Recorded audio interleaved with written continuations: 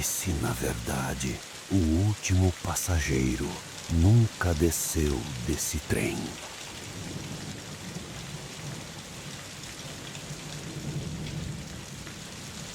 O nome do meu turno era o Turno do Vazio, das 11 da noite às 5 da manhã, na estação central de metrô onde eu trabalhava como controlador de sistemas. A cidade lá fora era um murmúrio distante e aqui dentro um silêncio amplificado pelo eco ocasional de um rato, pelo zumbido das luzes fluorescentes. Meu reino era uma sala de controle com paredes de vidro, cheia de telas que mostravam plataformas desertas, túneis escuros, escadas rolantes paradas. A rotina era um remédio, até aquela noite. Tudo começou com um som no sistema de som. Não uma música, mas um clique, como de um interruptor antigo sendo ativado. Olhei para o painel de áudio. Todos os canais estavam desligados. Ignorei. Coisa da fiação velha. Minutos depois, uma das câmeras da plataforma 3, a mais antiga, embaixo, captou um movimento. Apontei o zoom. Nada. Só os azulejos brancos e sujos refletindo a luz fraca. Mas o frio começou. Não um frio do ar-condicionado que estava desligado. Era uma queda de temperatura que vinha do chão, subia pelas pernas da calça, se instalava nos ossos. E com ela veio a sensação, aquela sensação clássica, primitiva, de ser o único par de olhos em uma sala, mas não o único a ver. A pele da minha nuca ficou tensa. Eu me virei, olhei pela porta de vidro para o corredor escuro do escritório. Vazio. Respirei fundo. Trabalho noturno mexe com a cabeça de qualquer um. Voltei às telas. Na câmera da plataforma 3, agora havia uma forma. Uma mancha escura e alongada junto à coluna central. Meu coração deu um salto seco. Ajustei o foco. A forma não estava na plataforma. Estava refletida no azulejo polido, como se quem a projetasse estivesse diante da câmera, fora do enquadramento. Uma figura alta, de casaco comprido, postura rígida. Tentei falar no interfone da plataforma. Minha voz saiu rouca. Há alguém na plataforma 3? Esta área é restrita. O som ecoou nas caixas de som da estação que eu não havia ativado. A figura na reflexão não se moveu. Decidi ir lá. Era meu trabalho. Peguei a lanterna potente, minha arma contra o escuro e a imaginação. O caminho até a plataforma inferior era uma descida através de degraus de concreto e cheiro de umidade. Cada passo meu soava como uma invasão. Quando cheguei, a plataforma estava deserta, exatamente como nas telas. Mas o frio era mais intenso, quase sólido. E o cheiro? Um cheiro remoto de óleo de máquina antigo e carvão empoeirado. Apontei a lanterna para a coluna central onde a forma havia aparecido. Nada. Aliviado, mas ainda com os nervos à flor da pele, virei-me para voltar. Foi quando a ouvi. Uma voz masculina, clara, educada, mas sem origem. Parecia vir das próprias paredes. Um bilhete de ida para Dijon, por favor. Partindo em 15 de junho. A luz da minha lanterna falhou. Não apagou, mas diminuiu para um brilho fraco, âmbar, como de um velho lampião. E na penumbra, vi o ponto de venda de bilhetes, há muito tempo fechado, com sua janelinha de vidro. Através do vidro empoeirado, havia uma silhueta, a mesma do casaco comprido. Ela não olhava para mim, olhava para dentro do balcão, à espera. O ar que respirava pareceu ficar parado. Meu corpo inteiro congelou, não pelo frio, mas por um entendimento profundo e animal. Aquilo não era para mim. Eu era um espectador, um intruso em um momento que se repetia em um loop eterno, alheio ao tempo. A voz soou novamente, agora com uma ponta de urgência. Um bilhete de ida para Dijon, por favor. Hoje é 15 de junho de 1940. Não pensei. Ação pura, movida pelo instinto de sobrevivência. Dei meia volta e subi os degraus 2 a 2, sem olhar para trás. O coração batia tão forte que sentia as batidas na garganta. Só parei quando entrei novamente na sala de controle, trancando a porta. Suando, ofegante, olhei para o painel de câmeras. A tela da plataforma 3 mostrava apenas a plataforma vazia, iluminada pela minha lanterna abandonada no chão. A figura havia sumido. Nunca mais trabalhei no turno da noite. Pedi transferência, inventei uma desculpa sobre insônia, mas às vezes, em noites muito quietas, quando o vento assobia de uma forma específica nos fios do poste perto da minha casa, eu ouço um eco daquela voz educada e desesperada. E me pergunto se, na estação vazia, em alguma dobra do silêncio, alguém ainda está à espera de um bilhete para um trem que nunca mais partiu. E se em alguma noite, outro curioso como eu será encomendado a entregá-lo. Se você está gostando dessa atmosfera sombria ao som da chuva, deixe seu like e me conte nos comentários de onde você está assistindo e que horas são aí. Quero saber em que parte do mundo essa história está chegando. Meu nome é Benício e esta é uma confissão. Eu era um explorador urbano, alguém que buscava beleza no abandono. Achava romântico, inócuo. Hoje carrego o eco de lugares que não deveriam ser perturbados, e o pior deles não foi uma fábrica ou um hospital. Foi uma estação de trens suburbanos aparentemente comum, chamada Bromley South. A advertência está neste início. Não busquem no silêncio dos lugares que o tempo tentou selar. Algumas portas estão fechadas por uma razão. Tudo começou com um fórum online. Um usuário anônimo mencionou uma chamada fantasma na estação desativada de Bromley South, sempre a 1h47 da madrugada. Era vago, soava como lenda digital. Para mim, era o chamado perfeito. Juntei meu equipamento: câmera, gravador de áudio de alta sensibilidade, uma lanterna forte. Meu erro foi tratar aquilo como uma caça ao tesouro e não como uma transgressão. Cheguei ao local antes da meia-noite. A estação era uma casca pálida sobre a lua, seus trilhos antigos cobertos por ervas daninhas que brilhavam com a geada. A plataforma de madeira estalava sob meus pés com um som que parecia um quebrar de ossos secos. O lugar estava silencioso, mas não era um silêncio pacífico. Era um silêncio atento, cheio de expectativa. Montei o gravador no antigo salão de espera. Apontei a câmera para os alto-falantes enferrujados que pendiam do teto. A primeira hora foi apenas o barulho do vento e meus próprios batimentos cardíacos amplificados pelo fone de ouvido. Comecei a relaxar, a pensar que era só mais uma noite de crepúsculo e superstição. Então, às 1h46, tudo mudou. O ar ficou denso, difícil de puxar para dentro dos pulmões. O vento parou completamente. Os ruídos noturnos dos insetos cessaram, como se alguém tivesse apertado um botão de mudo no mundo. A pressão nos meus tímpanos aumentou, aquela sensação de descer uma montanha russa muito rápida. A luz da minha lanterna, que antes cortava a escuridão com um feixe branco, começou a piscar e a ganhar um tom amarelado, doentio.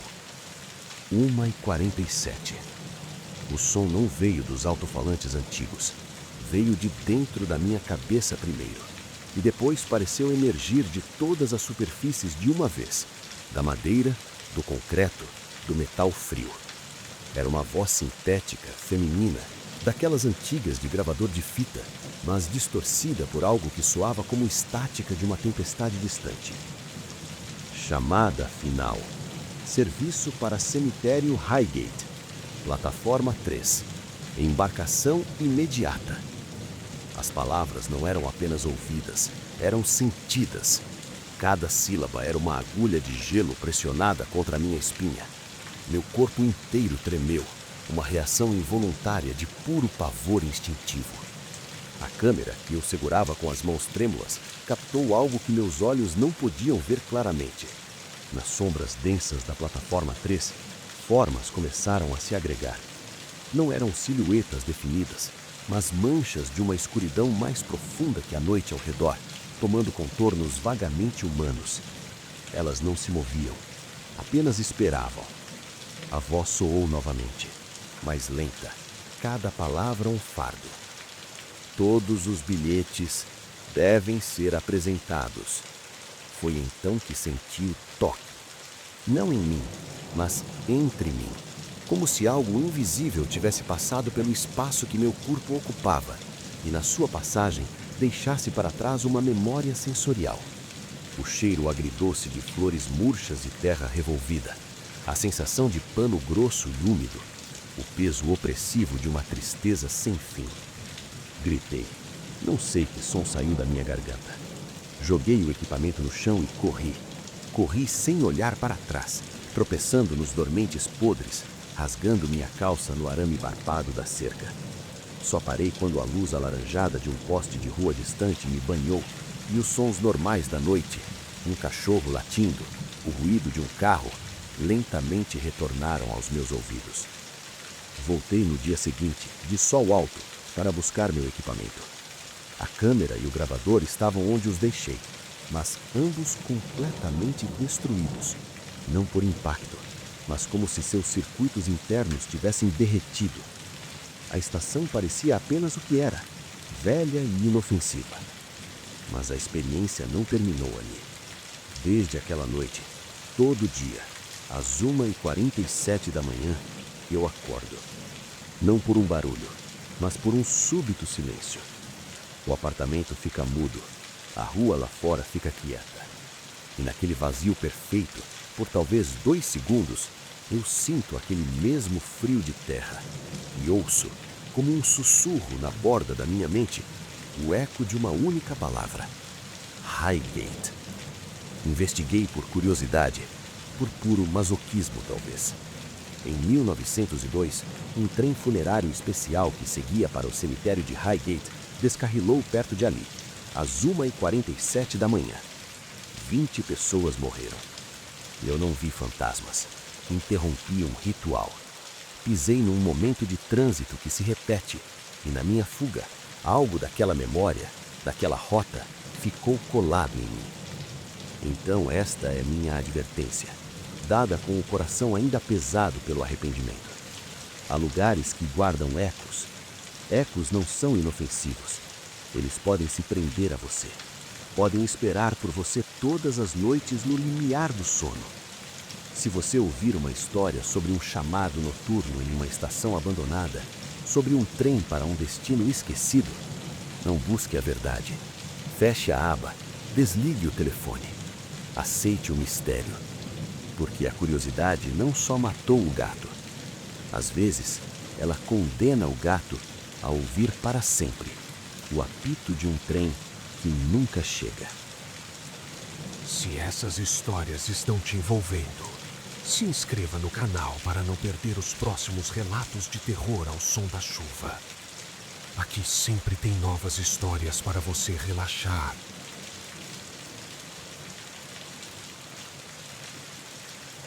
Se algum dia você encontrar um objeto comum, algo que parece ter sido esquecido pelo tempo em um lugar público, meu conselho é este: deixe-o onde está. Não o examine, não o leve para casa, não tente descobrir sua história. Eu fiz tudo isso, e a história, de alguma forma, descobriu-me a mim. Tudo começou com um lenço, um simples pedaço de pano de linho branco bordado finamente com as iniciais EL, encontrado caído em um banco de madeira escura na estação central da minha cidade. Era limpo, quase imaculado, e parecia absurdamente deslocado naquele lugar de pressa e concreto. Uma relíquia de uma era de viagens mais lentas. Peguei-o. Pensei de forma ingênua que alguém sentiria sua falta. Era meu primeiro erro. Nos dias seguintes, guardei o lenço na gaveta da minha mesa. E coisas mínimas, quase imperceptíveis, começaram a acontecer. À noite, em casa, eu ouvia o som distante de um trem apitando. Um som longo, melancólico. Moro a quilômetros da linha férrea mais próxima. Descartava como imaginação o ruído da tubulação, mas o apito sempre vinha em grupos de 3, espaçados de forma regular. Então vieram os reflexos.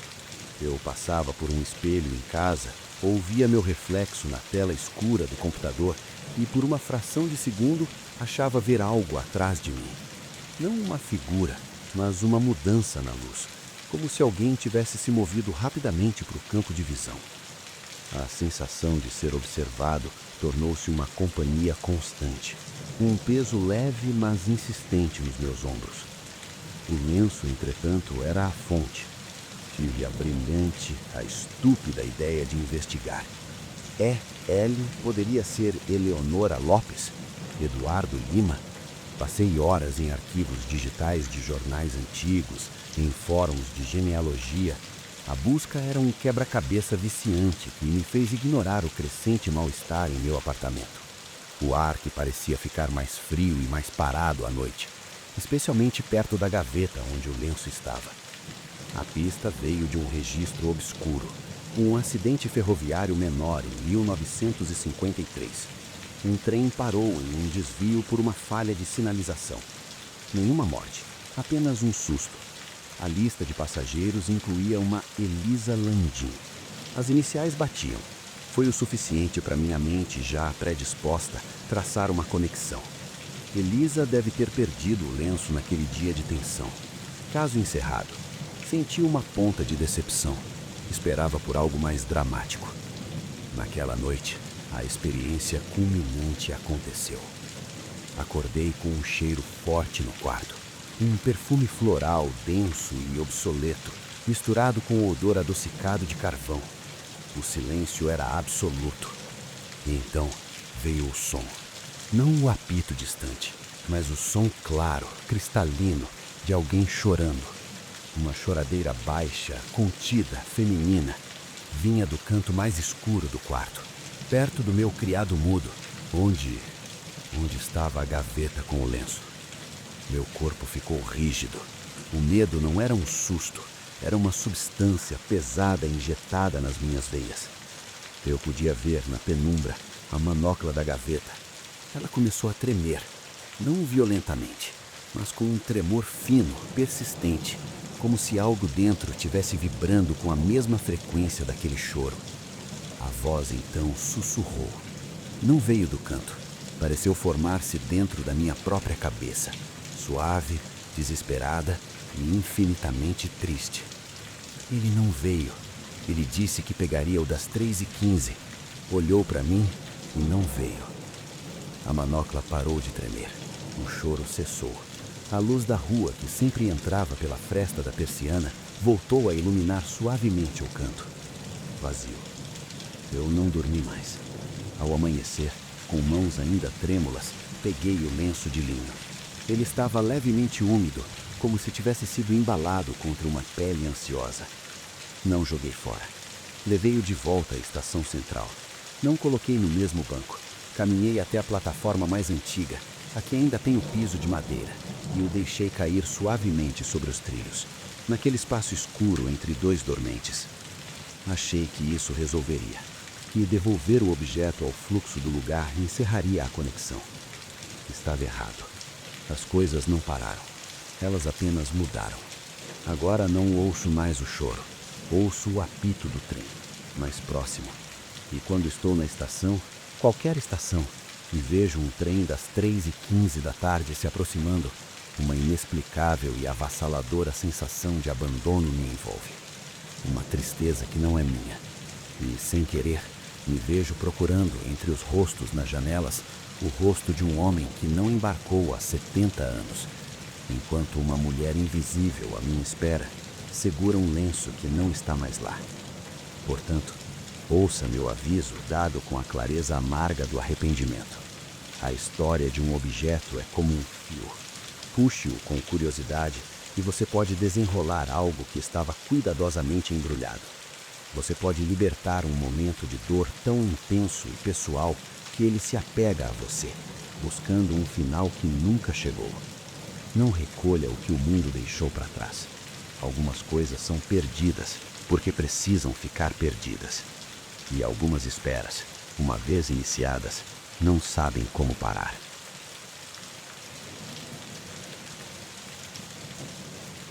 Meu nome é Jonas, e por 6 anos, meu mundo foi definido pelos azulejos brancos e azuis de uma estação de metrô. Trabalhava na manutenção dos trens e meu refúgio nos turnos noturnos era uma pequena sala nos fundos, perto dos túneis de acesso. Era um espaço quente, com o cheiro constante de graxa e café velho, iluminado por uma lâmpada fluorescente que sempre zumbia como um enxame de insetos preso. Conhecia cada ruído daquele lugar. O rangido da estrutura quando um trem passava na linha superior, o gotejar de água em um cano específico, o eco dos próprios passos no corredor vazio. A rotina era o meu antídoto contra a vastidão silenciosa da estação depois da meia-noite. Até que a rotina começou a falhar. Primeiro foram os sons nos momentos errados. O sistema era previsível. O último trem da linha leste passava às 0h47. 3 minutos depois, você ouvia o último da linha oeste cruzar. Uma simetria de aço e horários. Mas comecei a ouvir, por volta da 1h20, o ruído distinto de um trem desacelerando na plataforma superior, aquele gemido longo dos freios. Corria para checar os monitores. Nada. A plataforma estava deserta, os trilhos inertes. Achei que era cansaço, um eco mental. Depois veio o problema das portas. As portas de acesso aos túneis de serviço eram pesadas, de metal, e travavam com um cadeado. Em 2 manhãs seguidas, encontrei a porta do túnel 3, aquele que levava aos trilhos mais antigos fora de serviço, ligeiramente entreaberta. O cadeado estava intacto, fechado, mas a trava interna parecia ter cedido. A primeira vez assumi um descuido. Na segunda, uma estranha frieza começou a se formar no meu peito. A sensação de observação veio a seguir. Era mais forte na sala de descanso. Eu sentado, lendo uma revista velha, e a impressão inescapável de um peso pairando do outro lado da porta de vidro fosco. A luz do corredor projetava sombras cambiantes, mas nenhuma se encaixava na forma de uma pessoa. Quando me levantava para verificar, o corredor estava vazio, e apenas o zumbido irritante da luz respondia. Na noite do incidente, a estação estava excepcionalmente quieta. O zumbido da fluorescente parou subitamente, mergulhando a sala em um silêncio tão profundo que eu podia ouvir o sangue pulsando nas minhas têmporas. Foi então que ouvi um novo som. Baixo, metódico. Clique, arraste. Clique, arraste. Saí da sala. O som vinha da direção da plataforma 3. Caminhei devagar, minha lanterna desenhando um círculo pálido no chão de concreto. O ar estava parado e frio, carregando um cheiro mineral úmido, de pedra molhada, que não era comum naquela parte da estação. Na plataforma, o som era mais claro. Clique. Uma pausa. Arraste. Parecia metal sendo arrastado sobre metal. Apontei a lanterna para os trilhos. Vazio. Mas o som continuava, vindo agora de dentro do próprio túnel, uma boca escura que engolia a luz. Minha função exigia que eu verificasse anomalias. Com a boca seca, desci os degraus de emergência até a via e avancei alguns metros para dentro do túnel, o suficiente para que a luz fraca da plataforma fosse apenas uma mancha distante atrás de mim. A lanterna tremeu na minha mão. Clique. E então eu vi. Não uma figura, mas uma ferramenta. Uma espécie de haste longa e curva de metal, enferrujada, movendo-se sozinha no ar, a cerca de 1,5 metro de altura. Ela se abaixava em um ângulo, tocava um dos trilhos com uma ponta fina com um clique sônico. Depois, arrastava suavemente no topo do trilho, produzindo um ruído de raspagem que fez meus dentes doerem. O movimento era mecânico, preciso, fantasmagórico. Não havia mãos segurando-a, não havia braços, apenas a ferramenta realizando seu trabalho solitário no ar escuro. Uma onda de náusea e um terror primitivo subiram pela minha garganta. Era errado. Era uma violação de toda a física, de toda a lógica. A ferramenta parou de arrastar. Pairou no ar por um segundo e então, lentamente, começou a girar. A ponta de medição que havia tocado o trilho virou-se, não para mim, para um ponto no escuro, à minha esquerda, onde a parede do túnel deveria estar. Foi quando eu percebi que não estava sozinho com a ferramenta. Havia uma presença ali, na escuridão absoluta. Algo que a lanterna não alcançava, mas que eu sabia que estava de pé, observando o trabalho, observando os trilhos e, possivelmente, observando o intruso que eu era. Um pensamento explodiu na minha mente, nítido e gelado como uma lâmina. Não cumprimente. Não faça um som. Eu me afastei. Devagar, cada movimento controlado para não fazer barulho. A ferramenta permaneceu pairando, apontada para a escuridão. Senti um calor anômalo na minha nuca, como se algo tivesse se aproximado a centímetros de mim. O cheiro mudou, agora com uma nota aguda de queimado, de isolamento derretido. Quando meus calcares tocaram o primeiro degrau da plataforma, virei e subi 2 degraus de uma vez. Não corri até estar de volta na sala de controle, com a porta de aço pesado trancada atrás de mim. Nunca relatei o incidente oficialmente. Como descrever? Uma ferramenta fantasma? Uma presença no escuro? Pedi transferência para o turno da tarde uma semana depois. Até hoje, não sei o que era. Um eco de um trabalhador zeloso, preso em sua tarefa eterna? Algo mais antigo que cuida de trilhos que levam a lugares que não deveriam existir? Só sei que desde então tenho um profundo respeito pelo escuro dos túneis e uma certeza que me mantém acordado algumas noites. Naquela escuridão, para certas coisas, os trilhos nunca estão retos o suficiente e elas estão sempre verificando.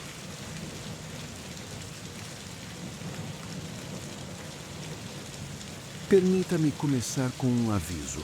Os sistemas têm memória. Não a memória digital de zeros e uns, mas algo mais profundo, sedimentado no concreto e no aço. E em noites de nevoeiro, quando o mundo lá fora se dissolve em tons de cinza, essa memória às vezes reaparece.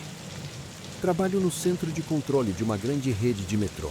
Nosso mundo é uma sala sem janelas, iluminada pelo brilho azulado de uma dúzia de telas, mostrando cada plataforma, cada túnel, cada cruzamento. É um balé de luzes e trens, coreografado em tempo real. Aprendemos a ler não apenas as imagens, mas a quietude entre elas. Até aquela noite de nevoeiro cerrado. Tudo começou de forma prosaica. Um pequeno atraso na linha 4, um sinal piscando em amarelo na curva da estação Windsor, coisa de rotina. O nevoeiro, espesso como algodão úmido, reduzia a visibilidade das câmeras externas a fantasmas difusos. O ar dentro da sala de controle estava seco, carregado do cheiro constante de plástico aquecido e café. Foi Marco, o operador sênior, quem notou primeiro. Sua voz, normalmente descontraída, ficou plana. Olha a câmera 12, a da ponte sobre o pátio de manobras. Na tela, a imagem era um turbilhão de branco e cinza. O nevoeiro rodopiava em redemoinhos lentos, e então, no meio daquele vácuo branco, uma forma se solidificou. Não era um vulto indistinto, era a figura nítida de um homem. Ele estava de costas para a câmera, vestindo um uniforme antiquado, da cor de um musgo seco, com um boné. Em suas mãos, ele segurava uma longa haste de metal com uma lanterna na ponta, daquelas de vidro e brás, que emitia um brilho âmbar e fraco. O homem se movia com uma determinação lenta e metódica. Ele caminhava ao longo da borda da ponte, parando a intervalos regulares. Em cada parada, ele se inclinava, levando a haste até os cabos de sinalização que corriam paralelos aos trilhos abaixo, como se os estivesse verificando, ajustando algo com as mãos. "Quem é aquele?" perguntei, confuso. "Manutenção não foi escalada para hoje. E aquele uniforme?" "Ninguém", sussurrou Marco, seus olhos fixos na tela. "Ninguém com aquele uniforme trabalha aqui há 50 anos." Uma corrente de eletricidade silenciosa percorreu a sala. O homem na tela completou sua verificação e então simplesmente dissolveu-se. Não desapareceu na névoa. Ele se fragmentou como fumaça em uma corrente de ar e a névoa engoliu os pedaços. Minutos depois, os problemas começaram. Os sinais na área da ponte, que eram digitais e automatizados, começaram a piscar de forma caótica. Luzes verdes saltavam para vermelho sem motivo, bloqueando virtualmente os trens. Sistemas de comutação reportavam falhas de comunicação. No painel, uma área que era uma sinfonia de verdes saudáveis agora parecia uma árvore de Natal com mau contato. Está seguindo o trajeto dele, disse Marco, seu dedo traçando uma linha na tela. Cada ponto onde ele parou é um nó de sinal que está falhando agora. A experiência culminante veio quando tentamos redefinir o sistema remotamente. Pressionei a sequência de comandos.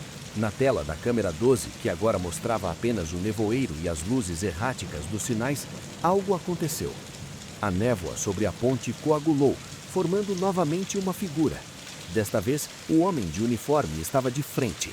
Seu rosto estava borrado pelo grão da câmera e pela névoa, mas a postura era de clara agitação.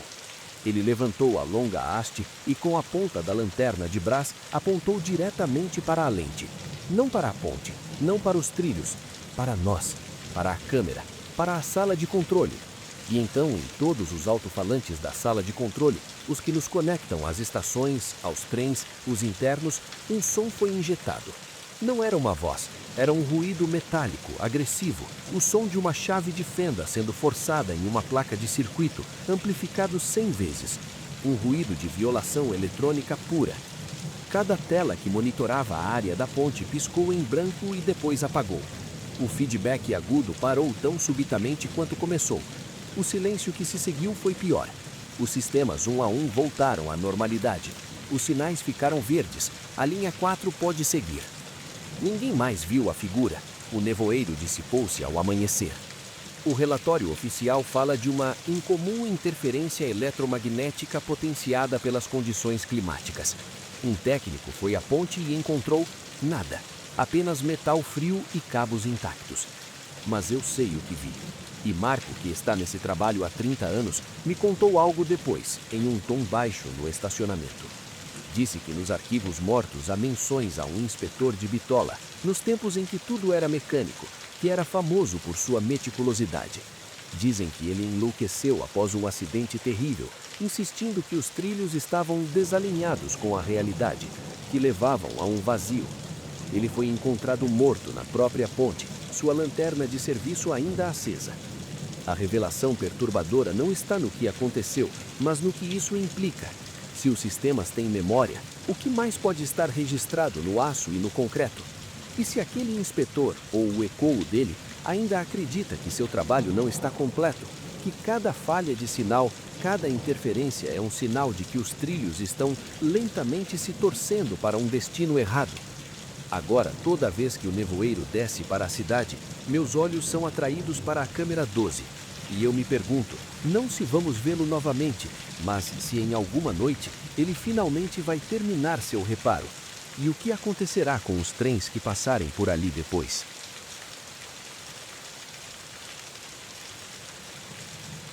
Esta história não é sobre o que vi, mas sobre o que ouvi. Sobre como a arquitetura de um lugar pode reter sons, não como ecos, mas como feridas abertas. E como, em uma noite, fui forçado a confrontar o quarto onde esses sons estavam guardados. Tudo aconteceu na estação central de minha cidade. Um monumento de granito e nostalgia. Eu era um estagiário do departamento de arquivos, uma tarefa noturna de digitalizar papéis empoeirados. Meu escritório era um cubículo nos andares administrativos, longe do saguão principal.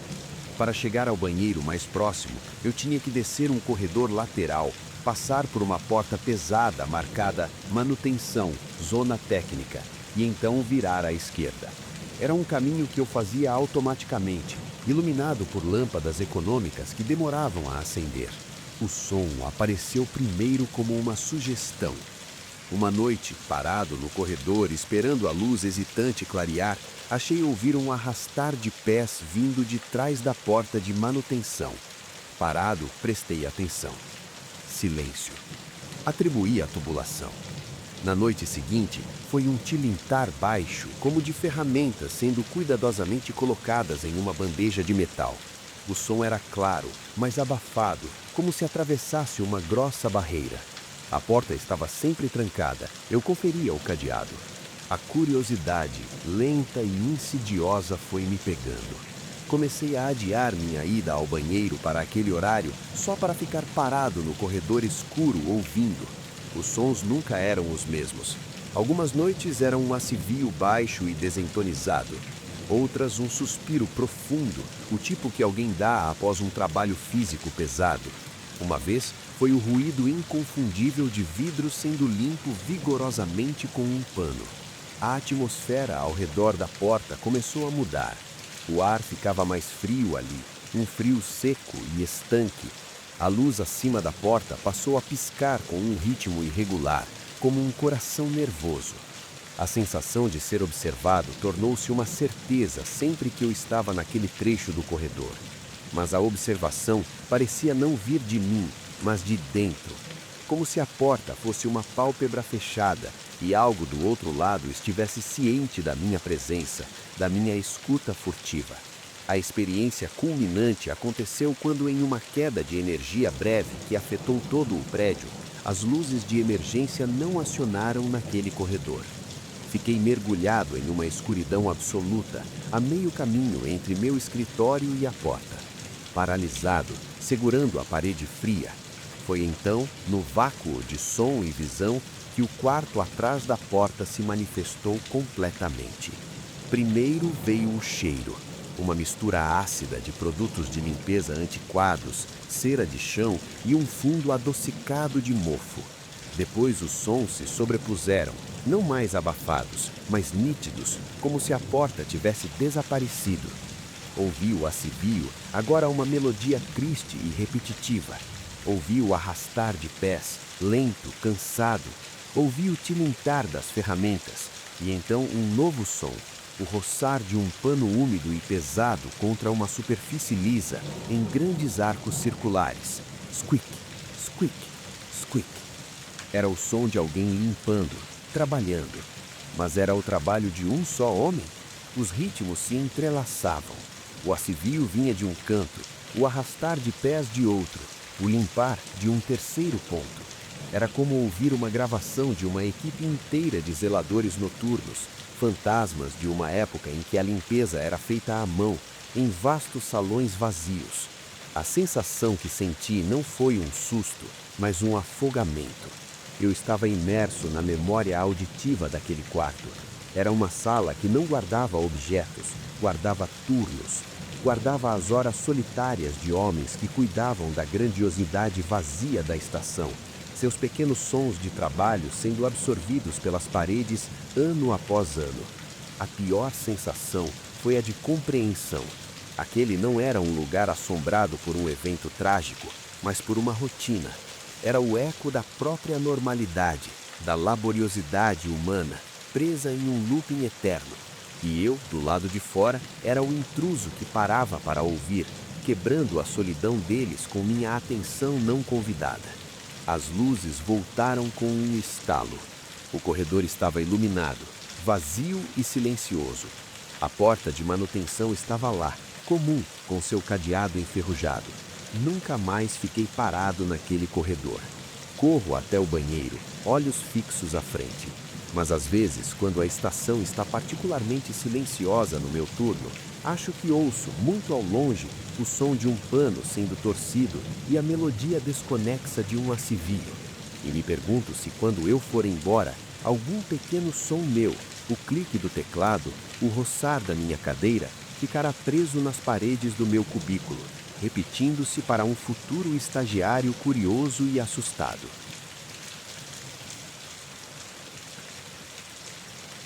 Não toque no que não te pertence. É um ensinamento simples, quase infantil. Eu, um adulto formado, precisei aprender da pior maneira. Meu erro não foi entrar em um lugar proibido, mas trazer um pedaço dele para minha casa. Esta é uma advertência sobre a curiosidade e sobre como alguns objetos não são apenas coisas, mas âncoras. Tudo começou em uma viagem de trem interurbano, uma linha secundária que serpenteia por vales adormecidos. O trem parou por uma falha de sinalização em uma estação minúscula, um chalé de madeira mofado, com o nome quase apagado pela chuva. Estação Ribeirinha. Com 1 hora de espera pela frente, desci para esticar as pernas. O local era pacífico de uma forma que pesava, envolto no silêncio úmido da floresta. Foi então que vi, esquecido em um banco de tábuas rachadas sobre um telheiro, um objeto. Uma pequena bolsa de viagem de couro, da cor de folhas secas. Era antiga, mas não estava em mau estado. Parecia ter sido deixada ali minutos antes. Abria, movido por um impulso de encontrar uma identificação. Dentro havia apenas um bilhete de trem. Um bilhete físico, amarelado com a data carimbada. Uma sexta-feira do mês passado. O destino era a cidade para onde eu estava indo. A estação de origem era esta mesma, Ribeirinha. O estranho era o tipo, ida e volta. A parte da volta estava sem data.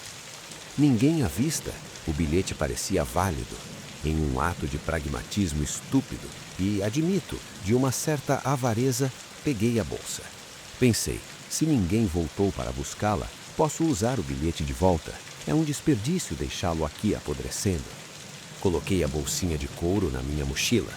O peso era insignificante, mas desde aquele momento senti um ligeiro desconforto, como se tivesse engolido uma pedrinha.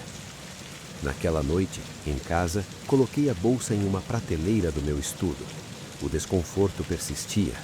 O estudo, meu canto preferido da casa, parecia diferente, mais escuro, mesmo com a lâmpada acesa. O ar cheirava a mofo, mas só naquela sala. Descartava como sugestão da minha mente. A investigação, meu segundo erro, começou online.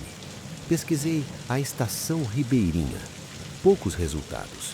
Um fórum de ferroviários aposentados mencionou que a linha quase foi desativada nos anos 80, salva por protestos locais.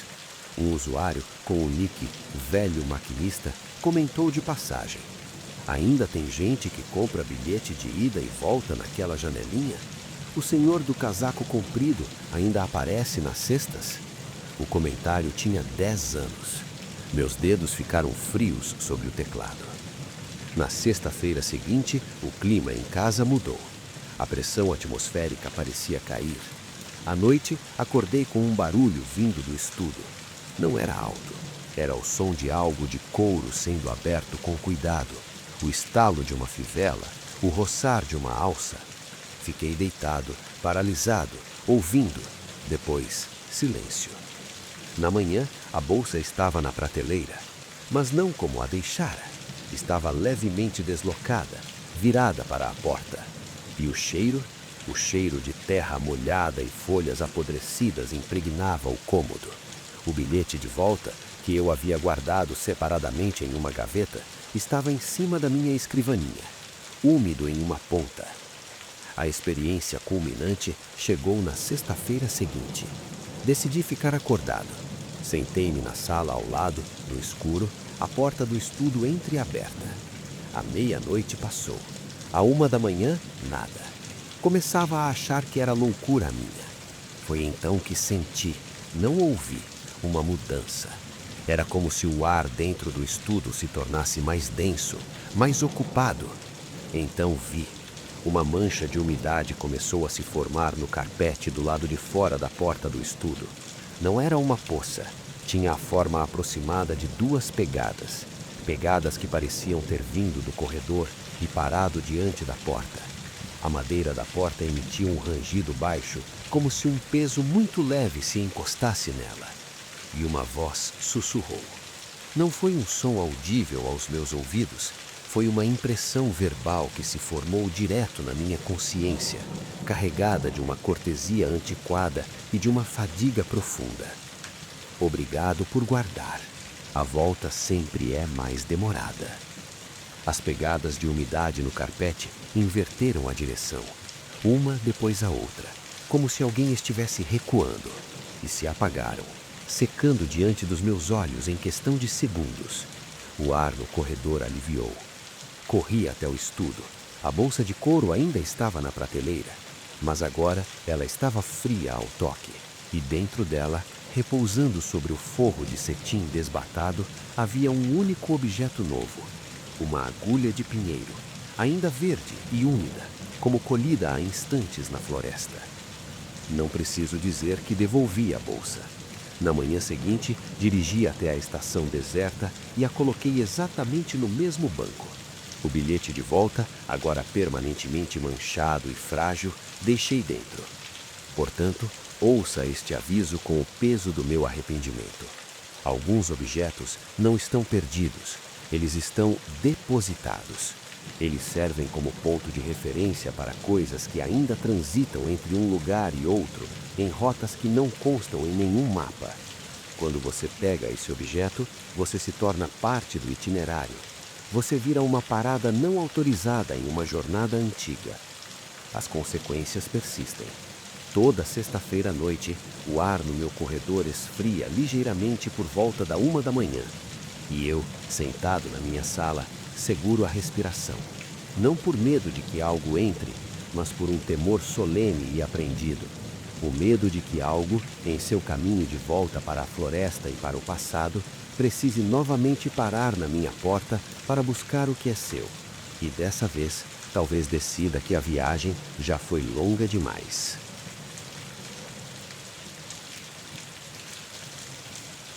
Meu nome é Renata, e por um ano, minha realidade se desfez em torno de uma estação de metrô. Não foi uma loucura repentina, mas uma erosão lenta, quase imperceptível, como a água escavando a pedra.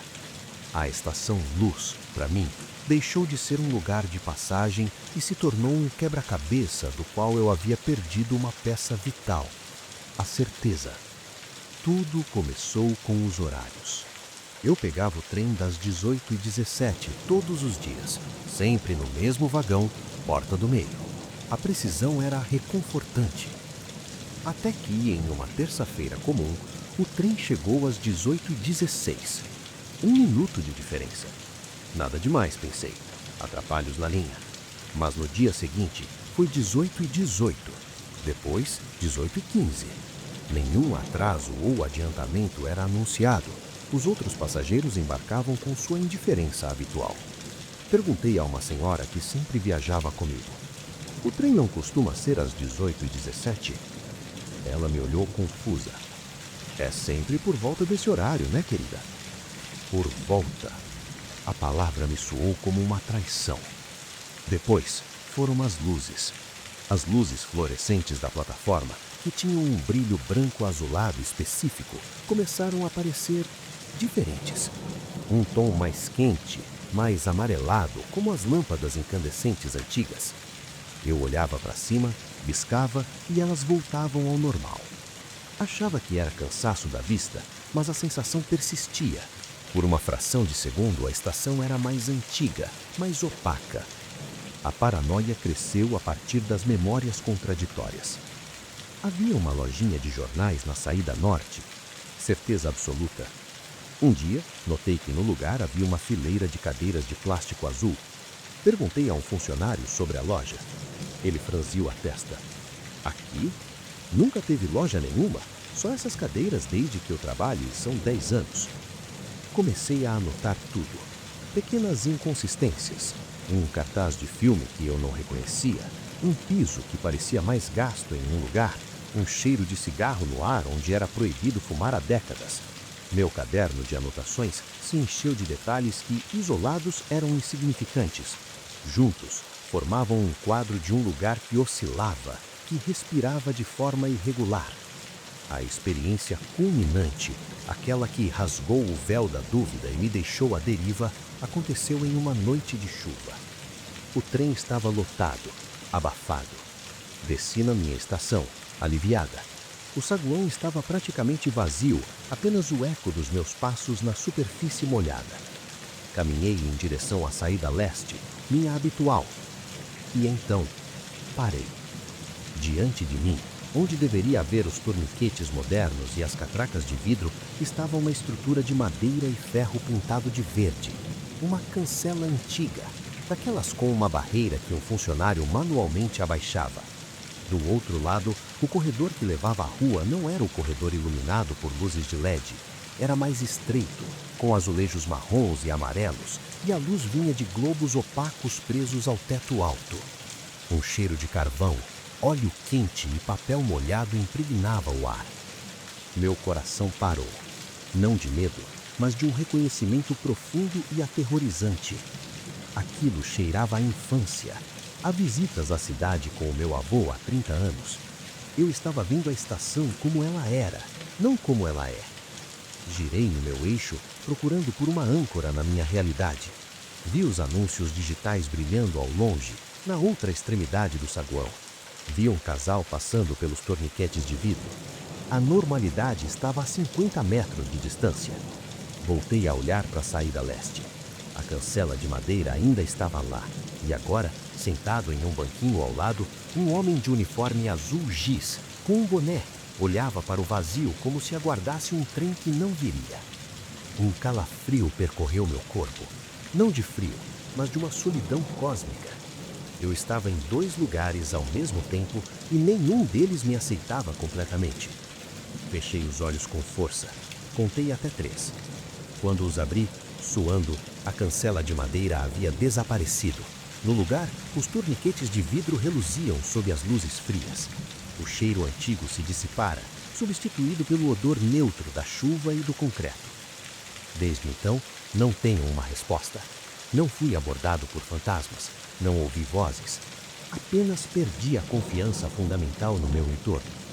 A estação Luz, para mim, é agora um espaço dúctil, um palimpsesto onde o presente e o passado às vezes se sobrepõem de forma imperfeita. O final não é conclusivo. Ainda uso a estação, mas evito a saída leste após o anoitecer. E às vezes, quando estou esperando meu trem, olho para os outros passageiros e me pergunto: quantos deles estão vendo os azulejos marrons? Quantos estão ouvindo o apito de uma locomotiva a vapor que nunca silenciou? E o mais importante, em qual das muitas camadas desta estação eu de fato pertenço?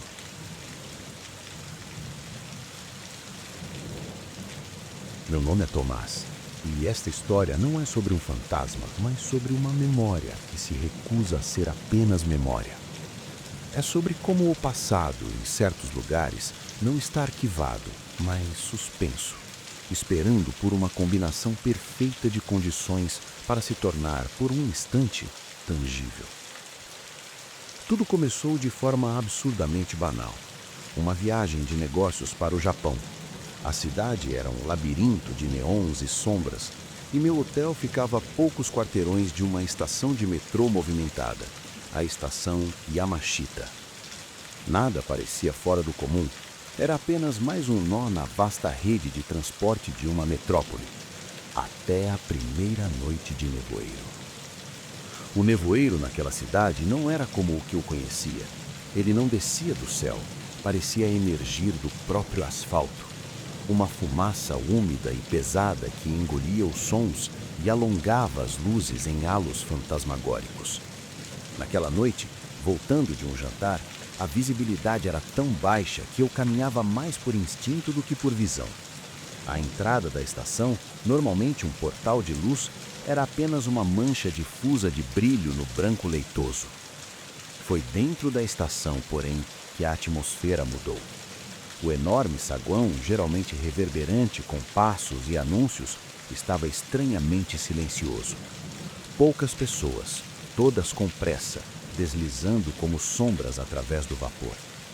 O ar, sempre limpo e filtrado, agarrava agora uma nuance estranha, um cheiro mineral úmido, como de pedra de rio, e por baixo uma nota quase imperceptível, de ozônio. O cheiro de um raio prestes a cair. Subi para a plataforma do metrô. O painel digital que mostrava os horários dos trens piscava erraticamente.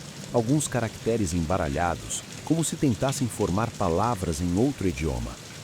Descartei como um defeito provocado pela umidade. Uma sensação física, no entanto, começou a crescer em mim. Uma pressão nos ouvidos, aquela dor surda que se sente durante uma mudança rápida de altitude.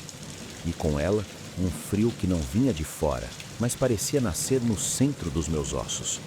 Foi então que ouvi. Primeiro, um sussurro. Não uma voz única, mas um murmúrio coletivo, baixo, vindo dos alto-falantes espalhados pelo teto. Era ininteligível, mas a cadência era angustiantemente familiar. O ritmo robótico e solene de um anúncio de estação. As palavras, porém, estavam embaralhadas, distorcidas, como uma fita danificada sendo tocada ao contrário. Os poucos outros passageiros na plataforma pareciam não notar. Um homem lia seu telefone, uma mulher ajustava o lenço, e eu ali, paralisado, sentindo o frio interno aumentar, o cheiro de ozônio ficar mais forte, quase metálico na língua. O murmúrio dos alto-falantes parou subitamente. No vácuo carregado de silêncio que se seguiu, uma nova onda sonora emergiu. Desta vez, não veio de cima. Parecia vir das próprias paredes, do chão sob meus pés, e se fundiu com um som que brotou da minha memória mais profunda. O som de um avião a hélice, distante, mas se aproximando. Um zumbido grave e ameaçador que eu só conhecia de filmes antigos. Meu coração acelerou, batendo contra as costelas com uma força animalesca. Isso não era nostalgia, era um reconhecimento visceral, impossível, de um som que nunca deveria ser ouvido ali, naquele contexto. Era o prelúdio de um evento histórico, uma assinatura auditiva de um momento que havia rasgado o mundo. O painel digital piscou uma última vez e apagou. No vácuo de luz e som, por talvez 2 segundos que pareceram uma eternidade, a realidade se dobrou. O cheiro de ozônio transformou-se no cheiro agudo e doce de fios elétricos queimados, misturado a algo indescritivelmente orgânico e terrível. O frio nos meus ossos tornou-se o calor seco e violento de um flash, e o murmúrio coletivo voltou. Claro agora, cristalino, em um japonês antigo e formal, ecoando não pelos alto-falantes, mas pelo espaço vazio da minha própria mente. O próximo trem não para aqui. O próximo trem não para em lugar nenhum. E então, passou. O painel religou, mostrando os horários normais. O som do avião desapareceu. O cheiro se dissipou, substituído pelo odor neutro do ar-condicionado. O trem das 21h08 entrou na estação com um suave ruído de rodas, suas portas se abrindo com um bip calmante. As pessoas embarcaram. A normalidade retornou com um estrondo silencioso. Embarquei no trem, minhas mãos ainda trêmulas. Ninguém ao meu redor parecia perturbado. A dúvida que ficou, mais aterrorizante que qualquer aparição, foi esta. Eu havia tocado por um instante na memória viva da cidade um registro não de fantasmas individuais, mas do último segundo de normalidade antes do cataclisma, preso no concreto como uma fotografia de raio-x. Ou pior ainda, o anúncio não era uma memória, era um aviso, um lembrete de que, em algum nível profundo da realidade, há rotas que foram apagadas do mapa, destinos cancelados para sempre, e que em noites de nevoeiro muito espesso, quando as condições são as mesmas, a estação ainda transmite o seu último comunicado para um trem cheio de sombras que nunca chegou a partir. Desde então, evito estações em noites de nevoeiro. E quando o cheiro de chuva iminente traz uma centelha de ozônio, eu me seguro, esperando, sem saber se estou relembrando, prevendo ou simplesmente preso num loop do qual aquele lugar nunca verdadeiramente saiu.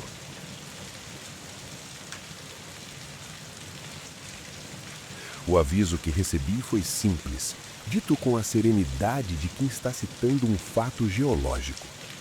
Se você ouvir, não faça contato visual, apenas finja que não está lá. Quem falou foi o Antônio, o zelador noturno da estação central, um homem cujas mãos calejadas pareciam conhecer cada parafuso do lugar. Eu era o novo, o segurança contratado para as rondas das alas antigas, e sua instrução soou como superstição de gente cansada. Eu ri por dentro, até a primeira vez que o vi. Ele era chamado de o passageiro das 3h15. Não um fantasma espetacular, não uma aparição translúcida. Era apenas um homem de sobretudo escuro, chapéu de aba curta, segurando uma pequena valise de couro desbotado. A primeira vez, eu o vi parado diante do balcão de bilhetes desativado na ala leste, aquela que mantém o mobiliário original dos anos 40. Eram 3h14 da madrugada. A rotina da ronda era monótona. Verificar cadeados, checar extintores, o zumbido constante das luzes fluorescentes como trilha sonora. Vê-lo quebrou o ritmo. Ele estava imóvel, de costas para mim, observando a janela fechada do guichê como se esperasse por alguém. O aviso do Antônio ecoou na minha mente, mas a curiosidade foi mais forte. Apenas um velho desorientado, pensei. Talvez um sem-teto que conseguiu entrar. Senhor, minha voz ecoou no salão vazio de mármore. A estação está fechada. Posso ajudá-lo?